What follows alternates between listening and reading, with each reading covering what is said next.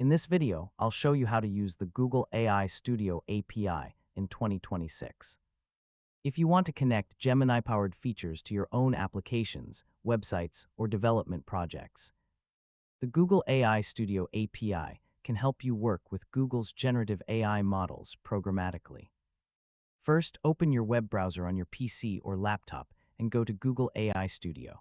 Sign in with your Google account and open the API or developer-related options available in your workspace.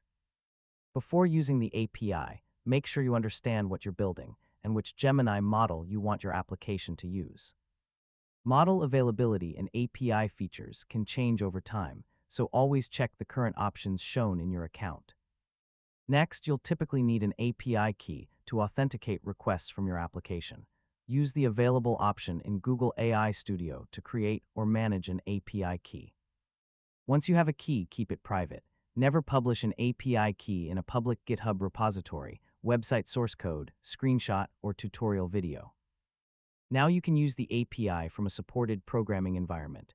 For example, you can make API requests using languages such as Python, JavaScript, or another supported development environment.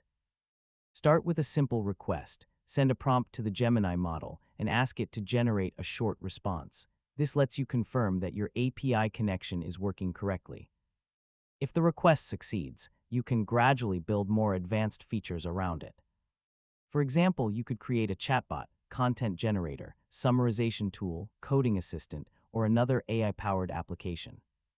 When developing your application, pay attention to error handling, authentication, usage limits, and the current API documentation. You should also avoid sending unnecessary private or sensitive information through your API requests. Make sure your application handles user data responsibly.